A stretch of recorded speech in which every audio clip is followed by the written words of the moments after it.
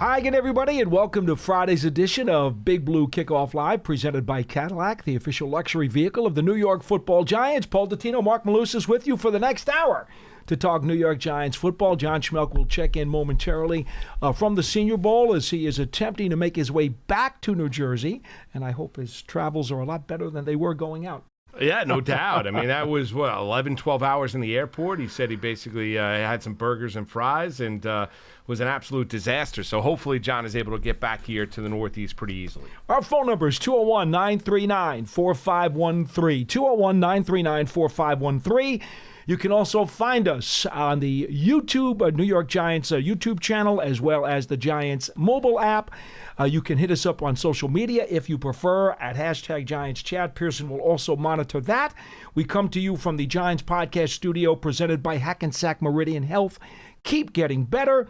And as always, if you're not watching or listening to the show live, it is available as part of the archive and the entire New York Giants podcast network on giants.com/podcasts, the Giants mobile app, and podcast platforms everywhere. Now that we got that out of the way, a couple of topics before we get to John. He'll be calling in momentarily, and we'll get his wrap-up from his excursions during the course of the last week and a half. We've got some more names which have been reported to be potential candidates for Giants jobs. We also have mock drafts that came out earlier this week from Mel Kiper and Daniel Jeremiah. We can also talk about that stuff, as we have seen the Giants with the 5th overall pick attached to a bunch of very high-level prospects, Mark. And I think that's the beauty of picking 5. It stinks that when you're a bad team and you pick that high. But the other side, if you want to look for the silver lining, is you're probably going to get a really good player regardless. Yeah, you want to hit on that pick, there's no doubt. And you want to get a high-impact player that can be a foundational piece for your organization moving forward, Paul. So, it's tough to see the organization go through the season that they just went through, but now the benefit, and this is what the NFL wants, obviously, is, the turnaround. Parity is the word in the National Football League. Have the turnaround that you saw, down in Jacksonville, turnaround that you saw in New England, turnaround that you saw in Chicago, and if you're able to draft wisely and bring in a guy that can instantly impact your team, maybe be a day one starter. That's your goal. That's your hope, aspiration with the 5th overall selection, that you're able to draft regardless of position, Paul, bring in that caliber of player and that he can impact your team day one. Now, the first guy that I want to address in terms of the draft situation, the mock that came out from Mel Kiper just a few days ago, and this was one of the two, him and Jeremiah, the first 2 mocks that I've seen so far. They get earlier and earlier. At some point, someone's going to give us a mock on Thanksgiving, Mark. Well, no doubt. But I love it. I love the mock drafts. I love the look ahead, especially in today's day and age of NIL, when you're looking at college football and the amount of money that players can make in entering that transfer portal and staying at their home college or transferring to another school, Paul. You don't exactly know who is entirely going to be in that draft class before it's finalized. And then what it is, you get into it to see exactly, because everyone cares about everything on everywhere when it comes to the National Football League. And when you specifically talk about the Giants, you obviously got areas of need that you'd like to see addressed early, and you'd like to draft a player here that becomes a foundational piece, as I mentioned a couple minutes ago, regardless of position. So I get into the drafts, and yes, can never be early enough for me when you start to look at whether it be Kiper, whether it be Daniel Jeremiah, whether it be Todd McShay. I mean, there's a lot of guys that go out there and do a really good job. Schmeelk does a tremendous job of interviewing Tony Pauline, and the mock drafts are great. For sure. Well, to no one's surprise, the Raiders, according to Mel Kiper Jr., will take Indiana quarterback Fernando Mendoza at number 1. But before we get to the rest of those mock draft items that we were discussing, we go down to Mobile, Alabama. At least I think that's where John Schmeelk is right now, as he tries to make his way back to New Jersey. John, how are things? I'm good. I'm currently at the gate for my connecting flight through Atlanta. Nice. So I will be home shortly, much to the delight of my wife. This is very good news. Very, very good news. And no delays on the board. The tote board says you're on time. 10 minutes. That's it. So good shape. Oh, there you go. Very nice. Well, you'll arrive. It's like 15 degrees here. And tomorrow, I think the high is supposed to be like 4. I mean, so bundle up. I know you've been dealing with the chill down there in Texas, the chill down there in Alabama, John, but make sure you bundle up, and I'm sure your wife with the kids are going to be more than happy to basically say, you know what, daddy duty time. It's time for you to take over in the household. Oh, this is what you call the handoff. It is daddy arrives. Yes. Here are your children, and I'll see you on Monday. How you doing? All right, John. So before you give your wife the capsule as to what went on during your week and a half long trip, let's discuss it here, because between all the stuff you've done for draft season and now going to the Shrine and going to the Senior Bowl, you've been able to collect a whole meatloaf worth of stuff going into the Combine and the NFL Draft. I want to go big picture, because we know that you've got videos and you've got written stuff all over Giants.com for the last several days. But give me big picture, if you can, John. What are maybe the top 2 takeaways that you are coming home with after going to both of these college all-star games?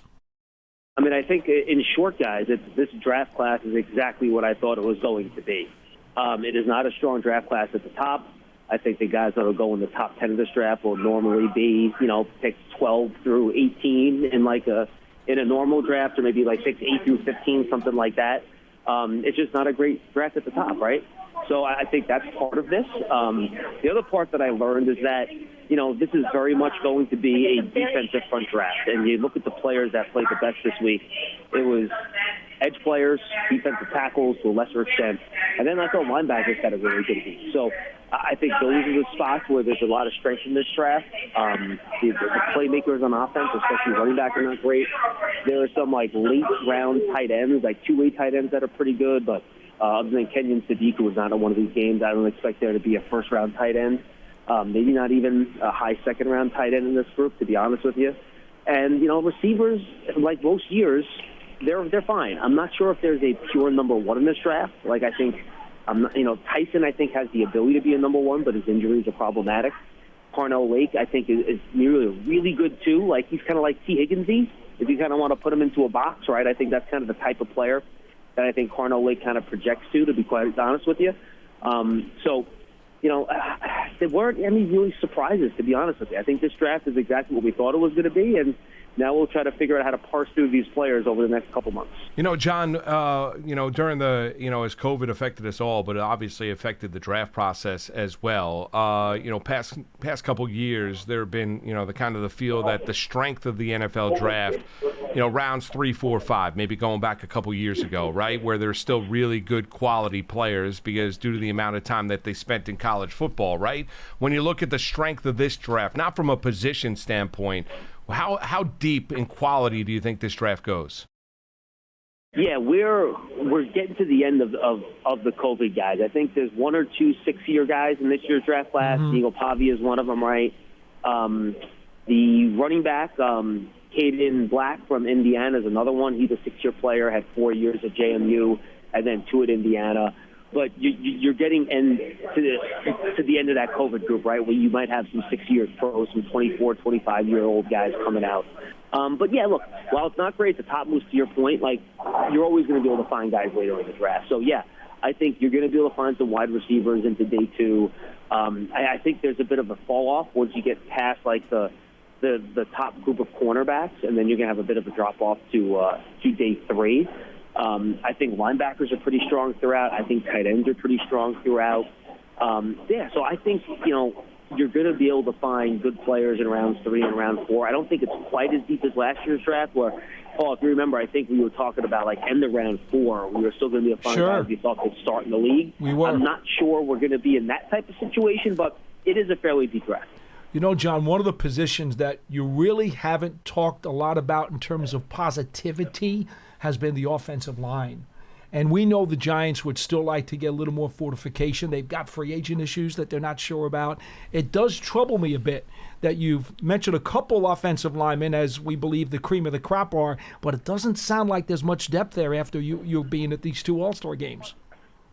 No, this is not a great offensive line group in general. You're probably going to have 2 top 12 picks on the offensive line. Spencer Fano out of Utah, who's a very good player. And you're going to have Francis Mauigoa out of Miami. Yeah.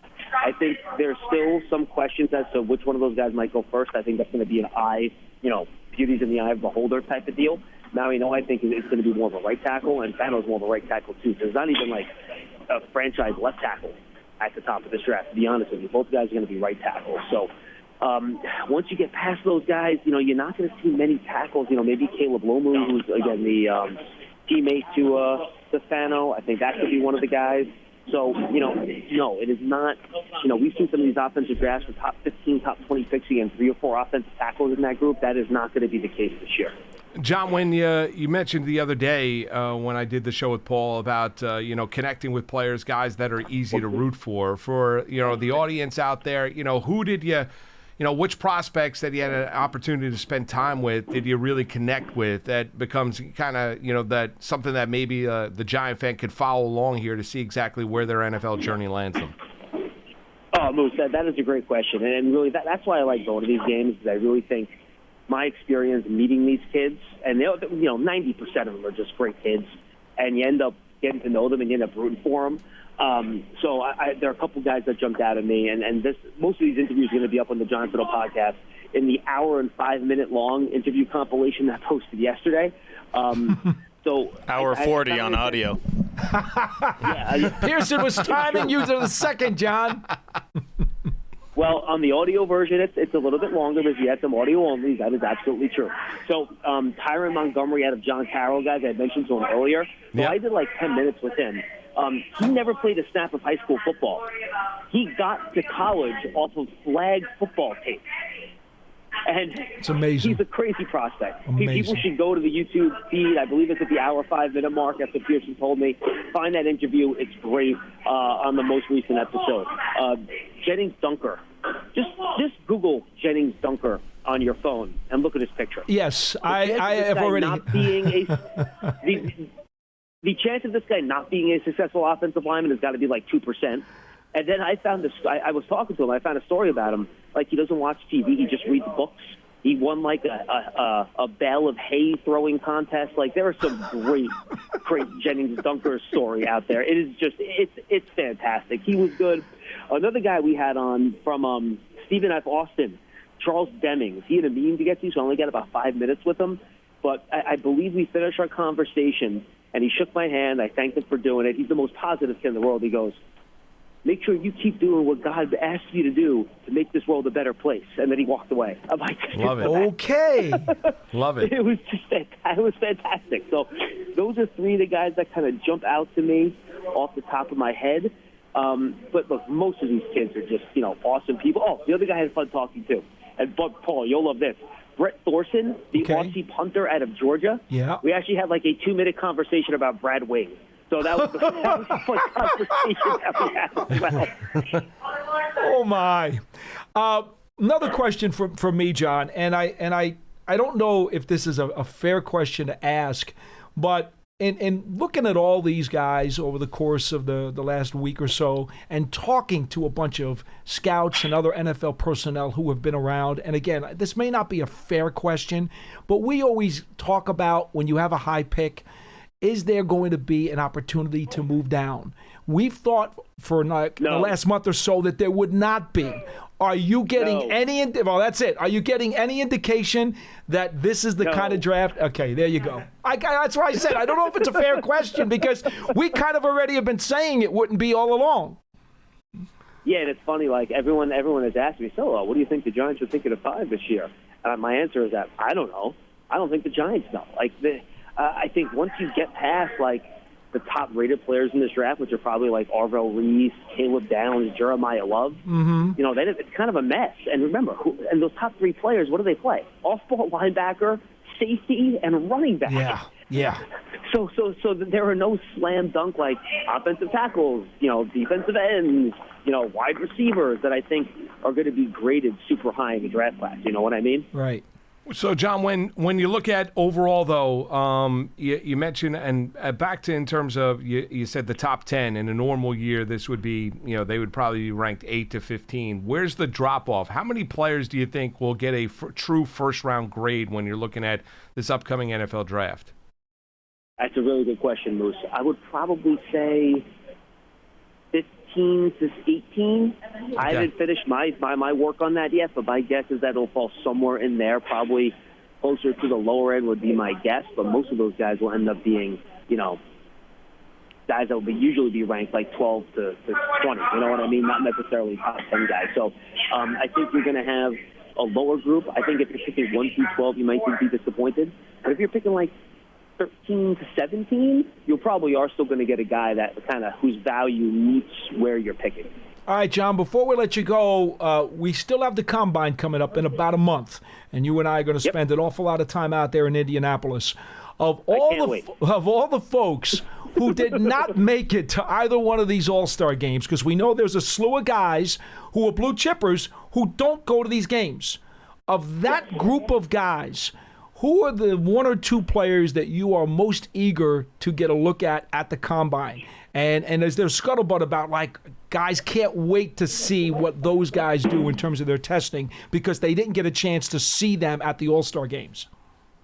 Ruben Bain, his measurements will be huge. There's rumors going around that his spring measurements, where his arm is measured only like 31.5 inches. Whoa. Which for a defensive end is generally considered a death sentence, but he was so good at Miami. I mean, nobody could block him. So that's the guy whose measurements at the Combine are going to be really important. Keldrick Falk, Peter Woods. Falk is the defensive end out of Auburn. Woods is the defensive tackle out of Clemson. Neither one of those guys had great production this year, so I think it'll be very important for them to test particularly well.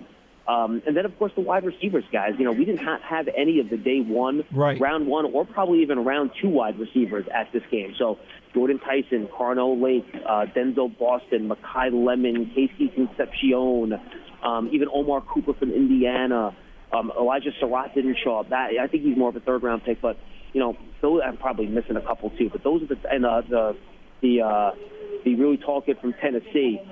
Those are the kids that I think, teams want to see those guys test really well in the 3-cone, test really well in the 40. So keep an eye on the wide receivers at the Combine, too. Those are the guys that I think I'd really keep an eye on. Kenyon Sadiq, the tight end of Oregon, that's another guy who I think could test extremely well with the Combine, and people really care about how tight ends do it. And then, look, I don't think it's super important because, safeties, I don't think their testing is necessarily hugely important. You look at how much success Kyle Hamilton's had. He had never tested really well. How Campbell Downs tests? If he tests well, that could secure him as a top 5 pick. If he tests poorly, could that maybe push him down to the 10 to 14 area? I think that's possible. So those are the guys I would note. And Jeremiah West, too, obviously, right? Because I think he's going to test ridiculously well. So keep an eye on him in terms of how he does. And I think he could really, maybe again, push himself into that top 5, top 7 conversation if he tests really well at the Combine. John, last one for me, as Paul asked you, and you're getting set to hop on your plane, would be this. How important is not the interviews that you did on Giants.com, but the interviews these individual prospects are going to do with requisite teams here moving forward? It's not taking the baby. Yeah, I mean, look, they're really important. And, teams are trying to – this is kind of the introduction stage, right? I talked to a lot of the guys at the Senior Bowl about what NFL teams were asking them, and most of these interviews will kind of get to know you interviews with these guys, learn about their background, the type of people that they are, stuff like that. Thank you, ma'am. And, that's kind of what the interviews are like now. Some teams are putting guys on the board, like write up your favorite play. This is our defense. Draw up your defense. Oh, now draw up our defense. Can you remember it after you drew up yours? That sort of stuff. So, finding the guys that are good character guys and more importantly really care about the game and are going to do what's necessary to become good football players. That's really the important part of the interview process, right? To find out which guys really have the passion. As Paul and Luke, we both do this, right? Guys can come in, be really talented, but if they don't work at it, they don't care. They'll never get paid. So that's why those interviews are really so important. John, enjoy your mini bag of Safe pretzels. travels. We'll see you back here in a little bit. A little Bischoff cookie for Schmeelk? Absolutely. All right, I'll see you guys in a little bit. Take care, John. See you, John. Safe travels home. John Schmeelk, traveling around the world. Where is John is the big question every morning. He was at the Shrine Bowl and at the Senior Bowl and now making his way back to Jersey. I will tell you, from being at the Combine, and John and I have done that for many years, that in itself is quite a bear to work. But when you have to uproot yourself and go to 2 different places and deal with the 11-hour delay between the Shrine and the Senior. Oh, it's yeoman's work. That, to John me... did a great job. Oh, he gets 5 stars for that. Yeah, no doubt, 100%. First in Texas, then Alabama, now heading home. Going to be 4 degrees tomorrow, and take care of the kiddos tomorrow. Away you go. I'm sure he handled it calmly. And yes, no doubt, 100%. Really, he was so understressed. I was impressed. Well, it's the end as well. Yeah. He's hopping on a plane, going to watch some little TV, have some cookies, relax, sit back, kick the feet up. Not necessarily kick the feet up, but you get the point. Now he gets to enjoy the travel, so now it's the end. I'm sure he was a little stressed out during the entire process. Okay, but now when he gets home, it's a 0 blitz with the 2 kids. Yes. Well, that's what we started right. There's no so rest. That's the stress. There's no rest for the weary. And I'm sure his wife doesn't want to hear about the travel excursion. The fact she's been dealing with cold weather kids for the better part of the last week and a half. How many days before he actually wants to go back to the airport? Oh, Sunday night. Where are you sending me? Pearson, please give us an update on exactly what it is that John has sent from his travels on the huddle and the draft season. So 2 days ago, we posted the day 1 interviews, and then yesterday, I think 14 guys at least. He does like 5 or 6 minutes with each one. It's really good stuff. That's good. Yep. And you got anything going up today too, or no? Yes. Today we have an interview with Drew Fabianich, the executive director of the Senior Bowl. Awesome stuff. Yep. 201-939-4513 is our phone number. Let's get to some phone calls if we have any. Let's see. Lou from Pennsylvania, you are first on our program. Hello. Hello. Hey, everyone. What's up, Lou? My question is a few questions. It's Denard Wilson or Leonard, the new DC? I don't know if that got confirmed yet. I just want to know a little bit of information behind him. I'm sorry. I know he's from Tennessee, and Shane Bowen was not particularly the most favorite person around here. What's the sign on Denard Wilson? Is he more of a press corner? Because we need press corners. Because we having people, receivers doing too much free releases. He does prefer press man coverage. That is his style. He is not a heavy blitzer. He is more of a strategic blitzer. He's also very good at using pre-snap deception. Those are his characteristics. And neither is that confirmed nor denied by the Giants. Those are only reports right now. And so for that reason, there's really nothing else we could say about him other than his characteristics.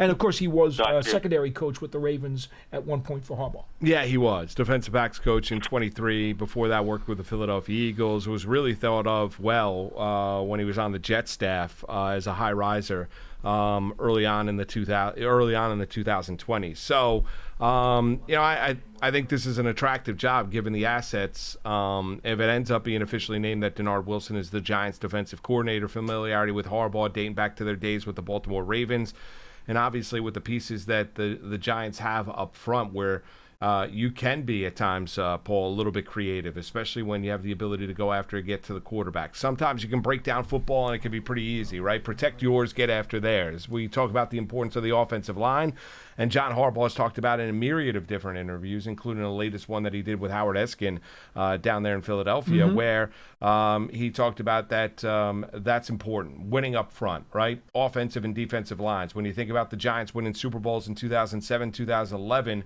we can all talk about the great catches by Tyree and Manningham, one in Glendale, one in Indianapolis, but the Giants really won those games because of their ability, the offensive and defensive lines, to go out there and dictate up front. And I think that's going to be a staple of what John Harbaugh wants to do. And I would imagine if it ends up being Denard Wilson as the defensive coordinator for the New York Giants, and that gets named officially, which is where all the reports are leading you to believe, there are assets up front for Denard Wilson to be pretty excited about. Is that all? And there's a couple more things. Go ahead. And I'm going to take it off there. This is the one reason I'm not happy with Joe Shane. By making McKinney walk out the door and put in different people in, now we have to worry about who our safety is. Okay, hold on. I'm going to ask you to hit the pause button, then I'll let you finish. McKinney wanted to be the highest paid safety in the league. The Packers had the money. The Packers had the money under the salary cap to throw him the cash that he wanted plus the keys to Fort Knox. And that's what they did. So please be very... We didn't use it. but you don't understand. Wait a second. Even using the franchise tag means you now have a 1-year deal for guaranteed money near the very top of the market for that particular position. The Giants were in no position salary cap-wise to do that. So you're criticizing Joe for not offering him enough, but he couldn't offer him enough. There's nothing that Joe could have done financially that would have allowed McKinney to stay. He was going to get bigger offers elsewhere. Okay. I think because we have Javon Holland, I know it's a new coach. He has new eyes. He's going to change stuff up. So I know change is coming. But I just don't think we could fix the team with just one draft class. I think we have a safety who's on the books already. We need a middle linebacker or somebody to stop the run. And my last question is, are we keeping Carmen Brasillo? And I'll take everything else off the air. Thank you. Thanks for the call. Well, you want to take the last one first? Well, the answer to that, according to all the reports, is no. In terms of Carmen Brasillo. And the latest reports after Brian Daboll landed down in Tennessee as the offensive coordinator for Robert Saleh is that a number of former Giants assistants are going to be landing down in Tennessee with Brian Daboll. So, and one of those reportedly, I haven't seen this morning. I don't know if it's officially been. Nor have I. Yeah, so, but the report as of last night was that Carmen Brasillo was going to be the offensive line coach for the Tennessee Titans next year. So we'll see exactly if that, just because it gets reported doesn't necessarily mean it ends up being true, right? So I haven't seen that officially named by the Tennessee Titans, but they did officially name Brian Daboll as their offensive coordinator for Robert Saleh, who had his introductory press conference. So, back to the safety question, Javon Holland, as, Paul, a very elite playmaking safety that was brought in last offseason from the Miami Dolphins, who's played under a number of different defensive coordinators. And whoever the defensive coordinator ends up being, if it officially gets named Denard Wilson as the Giants DC, has played in a multitude of different systems. But Holland is a safety that you can use in a myriad of different ways. You can use him up front in the, and bring him up front. He can be a guy that can go out there and help you in the run. He can obviously help you in the passing game, play in center field. He's got tremendous range when he's 100% healthy. There's a lot to like about Javon Holland here. It's interesting to see exactly just how creative you mentioned in terms of it ends up being Wilson. He's a press cover, likes the press coverage, doesn't necessarily in terms of utilizing the blitz, but the Giants have the playmakers up front to be able to, not necessarily where they have to send odd man guys, where they have to send 6 or 7 guys up after the quarterback due to the elite playmaking ability, especially when you have a guy, which I'm excited about to see what Abdul Carter is going to be year number 2. I think there are 2 things about this Giants defense that we should all be very curious about. And this goes without even adding additional pieces. Number 1, we barely got a chance to see Kayvon Thibodeau, Carter, and Burns on the field at the same time last year. That's true, 100%. We talked about this all last July and August. How are they going to use these 3 guys? And we were told, and rightfully so, that it's not that difficult to scheme all 3 on the field at the same time. The problem was, because of injuries, we didn't get a chance to see it. No. And I'm still very, very eager to see what those 3 guys can do to cause trouble. Well, and Paul, I think you're just as frustrated as I am, as Giant fans are, with Kayvon Thibodeau, and injuries are injuries, right? And part of the greatness of great players is being available and being on the field, right? It is. And contract year, though, for him now, because it's his 5th-year option, right, so no he's got to do it. So he's got to do it. So it'll be interesting to see just how creative you can be, and you need Kayvon Thibodeau, and I'm sure he's banking on it as well, to be able to go out there and play 17 games and keep his body healthy, and that's going to be a point of focus throughout the course of this offseason. So that's number 1. Number 2, you mentioned the middle linebacker spot. Now, that's another curiosity for me because I thought the last month or so of the season, Bobby Okereke looked like he was the Bobby Okereke of a couple of years ago. Yeah. When he was playing under Wink Martindale. Under Shane Bowen, Bobby Okereke was one of those guys who, in my opinion, did not perform up to the level of his name or his contract. No. But once Charlie Bullen took over as the interim defensive coordinator, I started to recognize Bobby Okereke again. He's 29 plus years old. That's not too old. that's not an age where you necessarily have to write him off and say he doesn't have it left anymore.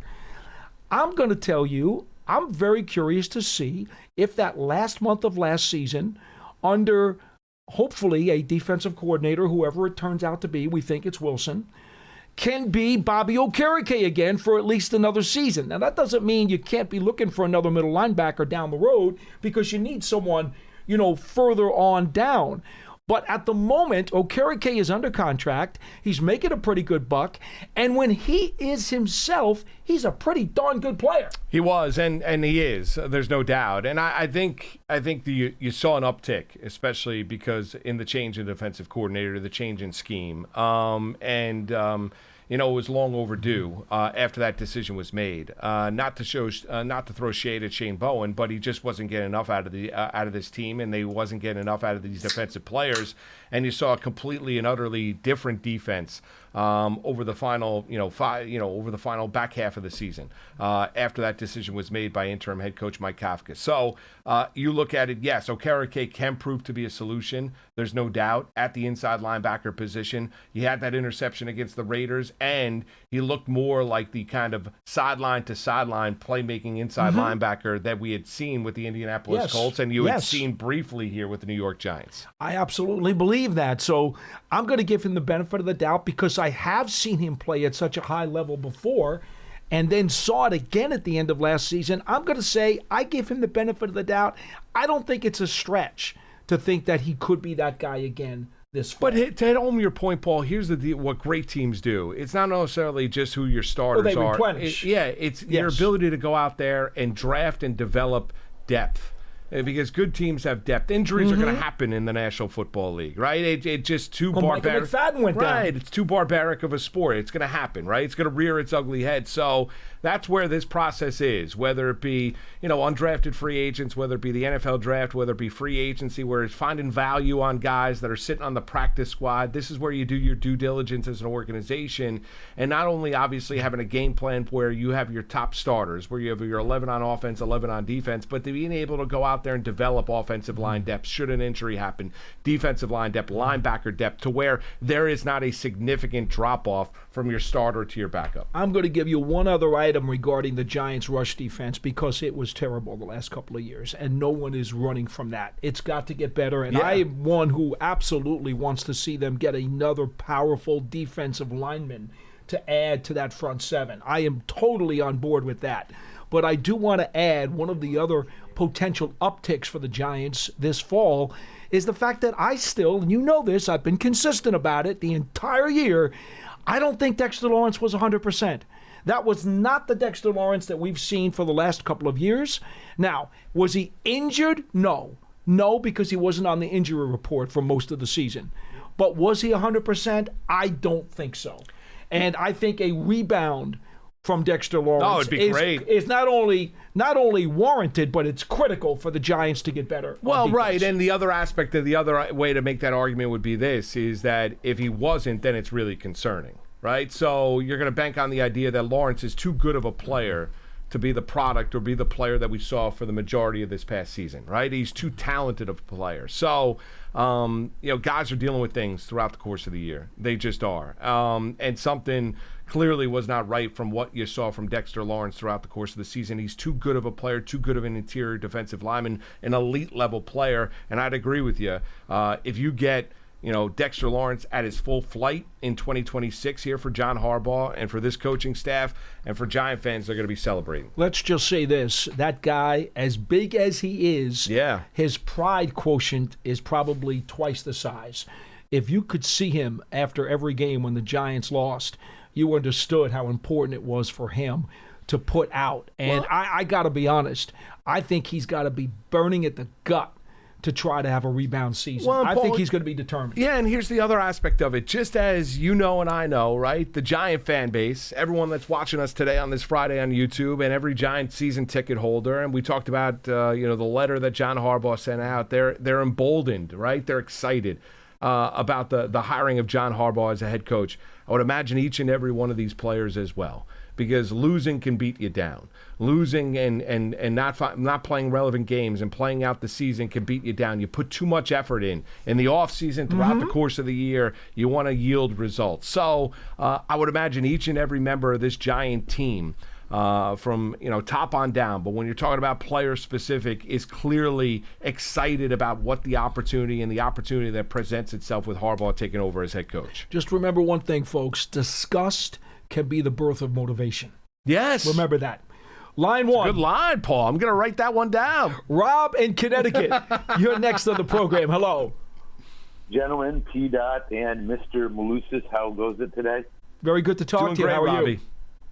Hey, by the way, I think it's humor. You guys are talking about traveling. Well, I've been in some of the worst airports in the world. Retired Navy Chief Petty Officer here. You guys are. Oh, thank you for your service. It's like, well, you're welcome. So the worst airport in the world is in. Let's see here. It's in Suda Bay, Crete. And the best airport in the world is Munich. But okay. Yeah, I'm telling you what, it's you guys. You haven't seen anything in terms of how bad travel can really be. I'm sure, Rob. I'm sure you have some stories. And as Paul mentioned, thank you for your service to our country.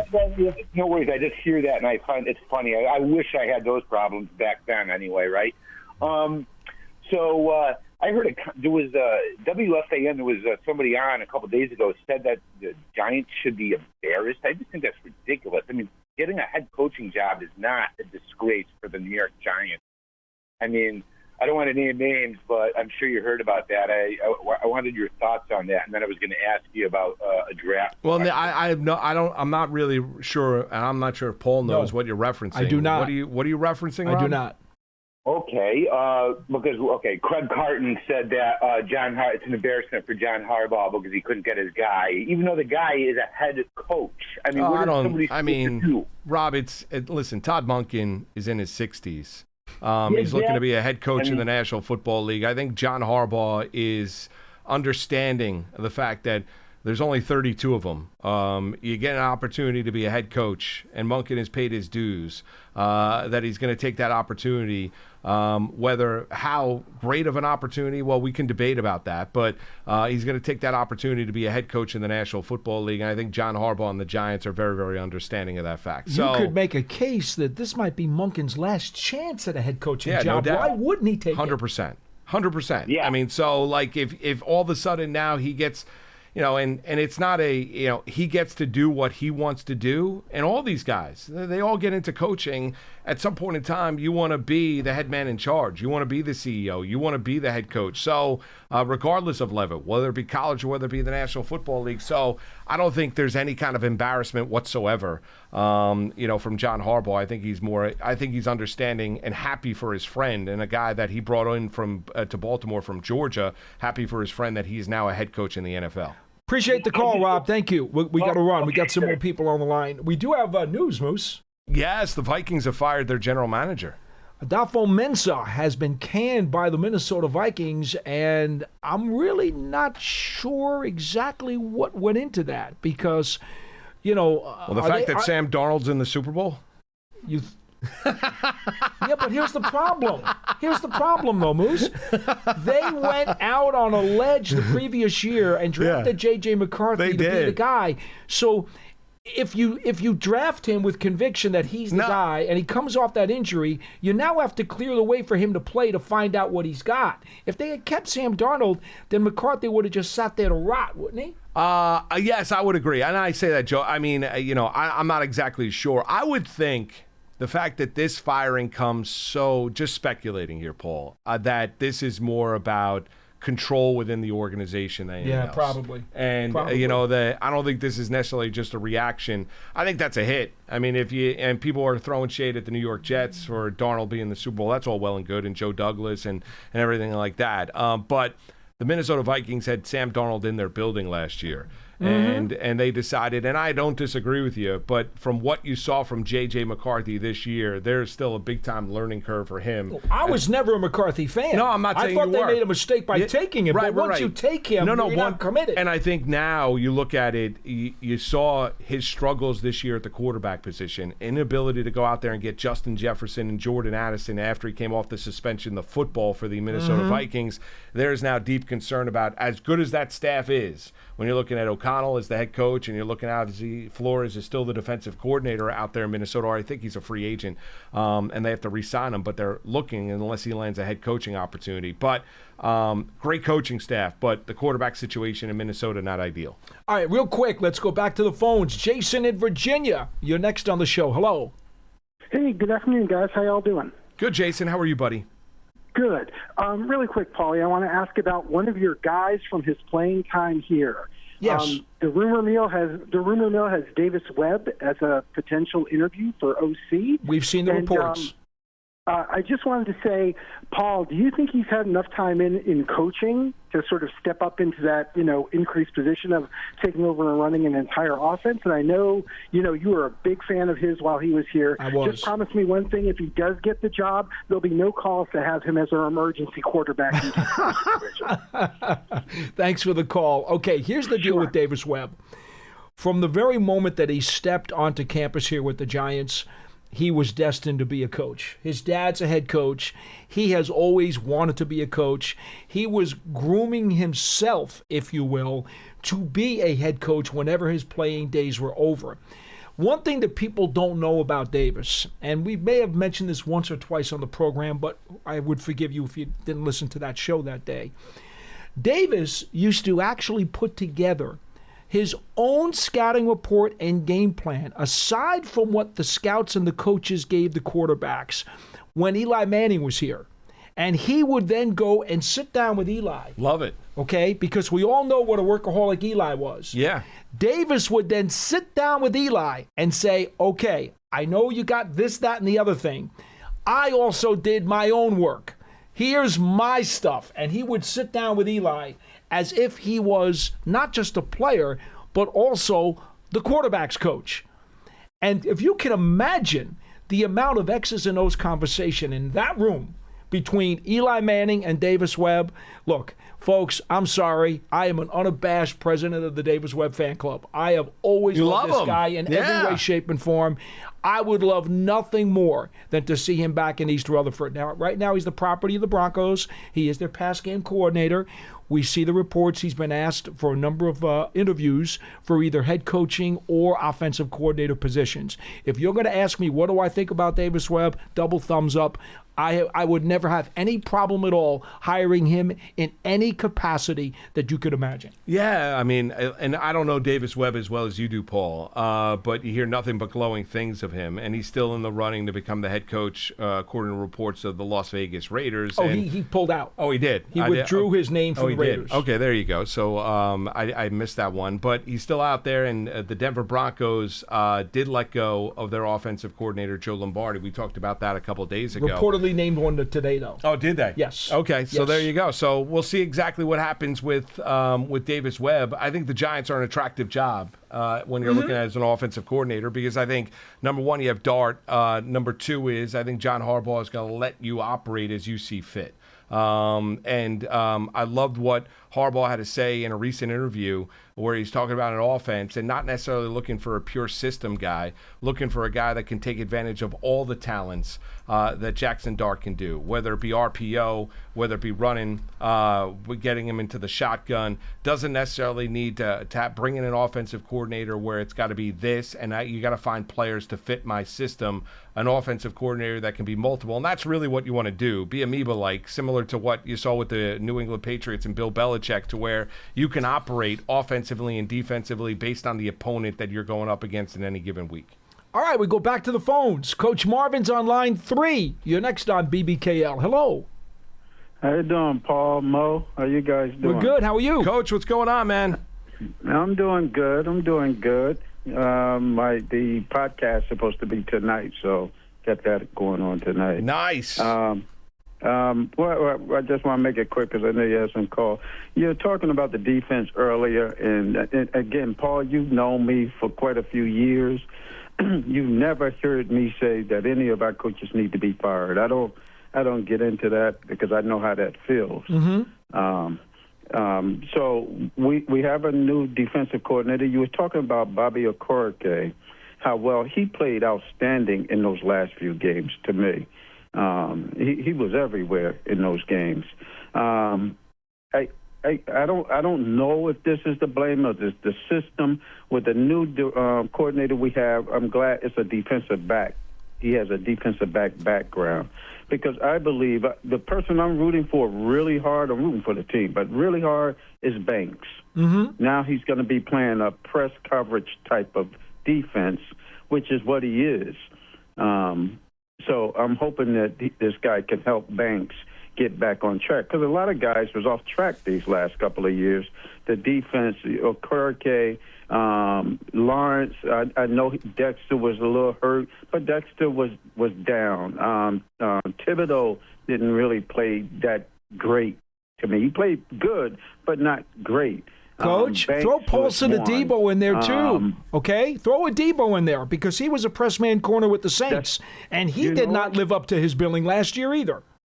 I agree with that, Paul. Yeah, you could throw him in there. And there were some guys that they wasn't inspired, seemed like to me.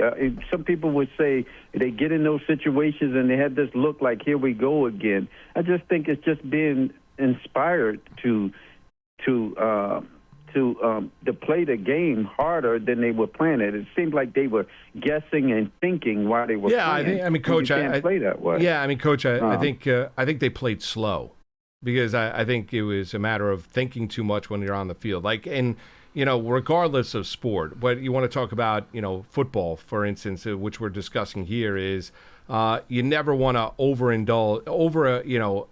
put an athlete to where they're on the field where everything becomes second nature, where they're not thinking, because what you want to have is your players playing fast, right? And you see it in Major League Baseball where they overindulge with the analytics, and guys are up at the plate and they're thinking too much instead of doing what their naturally God-given ability have the ability to go out there and do. And I think at times you saw that with Shane Bowen as the defensive coordinator with the New York Giants, where they weren't playing fast and loose, didn't play with a ton of confidence because there wasn't a lot of results that they can build that confidence with, and maybe they were a little confused with the scheme that they were playing. And that needs to come to an end if it ends up being Denard Wilson as the defensive coordinator for the New York Giants, because you want to have, regardless of the style he plays, you want to make sure your defense is going out there playing fast and loose and playing to their full flight of ability.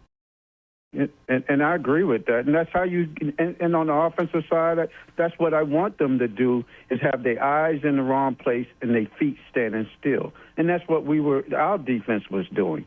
You're actually right, Mo, is that they were playing as they were thinking, as they were playing. And if you're thinking and not reacting, you're in a bad place. Yeah. The last part I wanted to talk about, I didn't hear John at the end, in the beginning, because I came on the show late. I heard him talking about this kid, Jennings Dunker. Yes.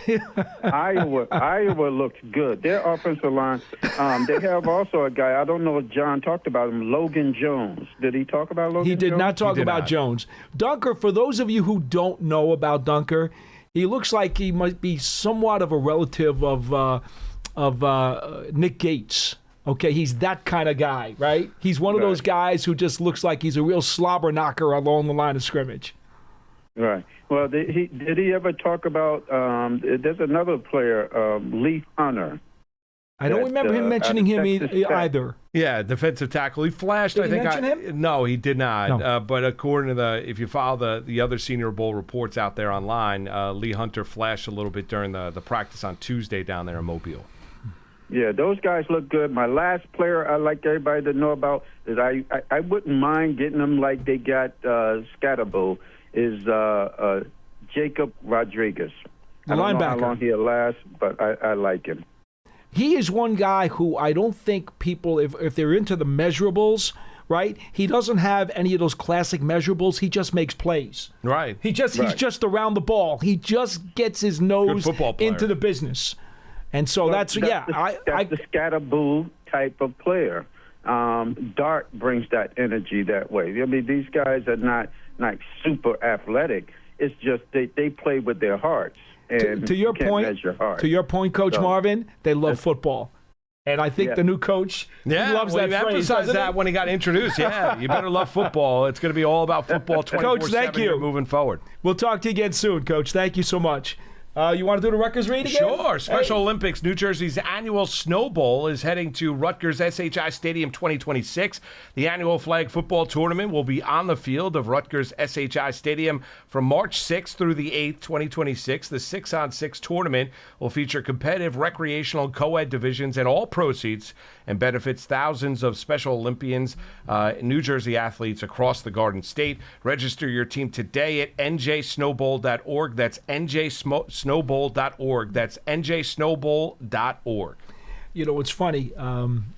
Over the years, the Giants have had a number of those types of events at their stadium. Yes. And, man, those folks have one dynamite time. Oh, it's great. I mean, they are as excited as can be, and look, it's a great thing to do. And folks, anybody who has an opportunity to either go see it or to participate, I'm sure you'll have a great time as well. So it's great that they are able to hold these it's a fun kind event. of You events. go out there, play. I mean, listen, flag football is exploding. I mean, John mentioned it to kick off the program about the running back at John Carroll, who didn't play in high school, came and after playing 4 years of flag football. It's great. Kids love it. Oh, I got 3 boys at home, Paul. They all love playing flag football. All their friends love playing flag football. It's become more and more heavily involved, even as you go through high school and into college. I mean, it's just amazing. The NFL developing a flag football. It's fun to do, and any of these kind of tournaments obviously benefiting a great cause as well. No doubt. And should be a great event down there at SHI Stadium in Piscataway. 201-939-4513. We got a few minutes. We'll sneak in a caller or two if we can. Back to the mock drafts. Yeah, we were talking about this earlier till John wound up getting on from the plane. And I'm trying to go back to ESPN, but I'm having trouble here with the computer. They had Mendoza as the first overall pick. Yes, he was. Here we go. I finally got it back up again. I will tell you that Daniel Jeremiah, as far as he was concerned, he had Cornell Tate. No, this is Kuiper. Kuiper on ESPN had Cornell Tate, the wide receiver out of Ohio State. I believe that's who John was talking about, and I think he slipped a little bit with a Freudian slip when he said Cornell. I think he said was. Cornell Lake, who used to play defensive back for the Steelers. Right. He really means Cornell Tate, the wide receiver for Ohio State, who by all accounts is easily a top 10 pick in this draft. And quite frankly, as I've told people this week, if I had to do it now, if I were sitting in that chair for the Giants today, I'd probably lean that way, but I'll have a lot more to say when we get to the combine. Who's his top 5? Closer. He's got Tate going 5th overall, Mendoza 1. Who's his top 5? He's got Mendoza 1 to the Raiders, of course. The Jets taking Reese, the linebacker out of Ohio State. We've got Maruinoa. Yeah, I believe that's how he says it, the tackle out of Miami, and I should do a better job with that name because we're going to say it a lot. And then Bailey, the outside linebacker from Texas Tech to the Titans at 4 after the Cards take the offensive tackle, and then Tate to the Giants at 5. I don't have a problem with the pick. No, I wouldn't have a problem with the pick. No, I mean, Cornell Tate, and it's coming out of, if you've looked at 2 colleges collegiately that have produced tremendous NFL wide receivers. You've looked at LSU, you've looked at Ohio State. So, he does have the benefit of playing alongside, who I think, athletically speaking, is just a marvel in Jeremiah Smith out there for the Buckeyes. But I don't think that takes away from what he potentially could be in the National Football League. I'm interested to follow the draft process of Caleb Downs, the safety from Ohio State, former Alabama Crimson Tide, to see exactly where he lands. And they have him going 10th overall. I think it's going to be a fascinating one when you're looking at, as John mentioned, where prototypically when you're looking at this first round of the NFL draft, and the top 10 might be going 8 through 15 in prototypical years, where he said it tapped out, and where you're looking at first round grades of anywhere from 15 through 18, right? And John hasn't, as he mentioned, hasn't finished his work on the first round. I'm interested to see where Caleb Downs, a traditional, you're not drafting a safety really, really high, right? We saw Kyle Hamilton coming out of Notre Dame He dropped a little bit in the draft, ended up going to the Baltimore Ravens. Been an unbelievable player, whether it be up near the line of scrimmage, and a tremendous playmaker. Great player. Caleb Downs is a great college football player. Yes, he is. And I'm fascinating to see, based on the overall complexion of this draft, to where a team decides to go up and get a guy that I think ultimately is going to help your team, and where he grades out physically and where he grades out after he goes through this interview process. Well, it's interesting. We mentioned last week when I was on with John how the Baltimore Ravens have almost habitually had a Pro Bowler in their secondary. No doubt. And this goes back years, even with Brian Billick. Yeah. I mean, that's just something that they do. They find a great playmaker, a game changer, an impact player in the secondary. That's one of their staples. I mean, the greatest, right, and Paul, one of the greatest safeties that I've ever seen. And I love Sean Taylor with Washington, God rest his soul, and he was an unbelievable player at Miami, right? But Ed Reed from Miami might arguably be one of the smartest and best safeties that I've ever seen play in the National Football League. And he was a Baltimore Raven and a tremendous playmaker.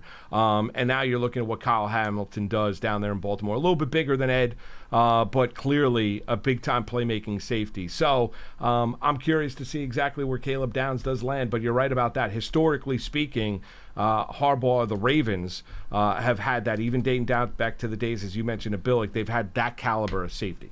All right, quickly we go to, Daniel Jeremiah, who has Fernando Mendoza at 1 to the Raiders.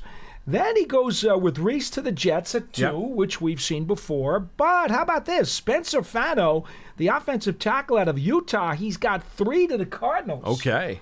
Which, by the way, he's one of the 2 tackles that everybody says is going to go in the top 10. Okay. Then we've got Mauro Inoa to the Titans at number 4. And then he's got the Giants taking Mansour Delane, the corner out of LSU, at number 5. And again, another guy who should be in the top 10 of everybody's mock draft. Whether or not you think that's good value for the Giants because of positional need or not, I don't think anybody doubts the fact that he is a blue-chip prospect. Yeah, a blue-chip prospect and a guy elite-level cover corner, and could potentially, if all the reports are true, fit the system that Wilson's looking to play here. If he ends up being the defensive coordinator for the Giants, the system that he's looking to play here in New York for this team defensively. I think it's interesting when you look at the Titans, just on another team for a second. You look at the amount of times that Cam Ward got hit this year was an inordinate amount of times, and the beating that he took down there in Tennessee. Even this is not a great, as John mentioned earlier on in the show, Paul, this is not a great offensive line draft. I'd be surprised that the Titans, if there's not a tackle there, and Jeremiah has it, that they don't address the offensive line early in this draft. Yeah, I could absolutely see that. I think we should mention, just for the case of argument's sake, Jeremiah does have Downs going 11 to the Dolphins, just outside the top 10. Just outside. So one has going to Cincinnati at 10, the other one has 11 to the Miami Dolphins. He goes with the Bengals. That is Jeremiah with Gerard McCoy out of Tennessee, corner.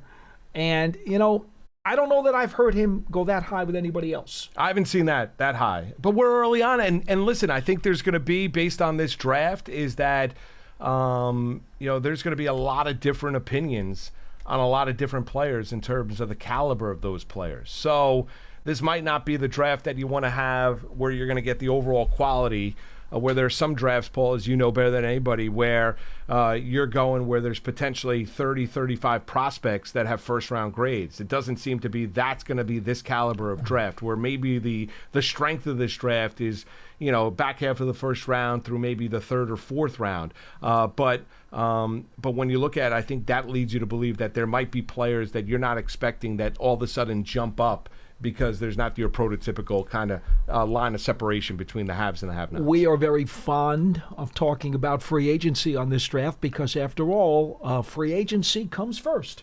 Yes. And quite honestly, folks, the old saying from Ernie Accorsi was, you don't want to draft hungry. You don't draft needy.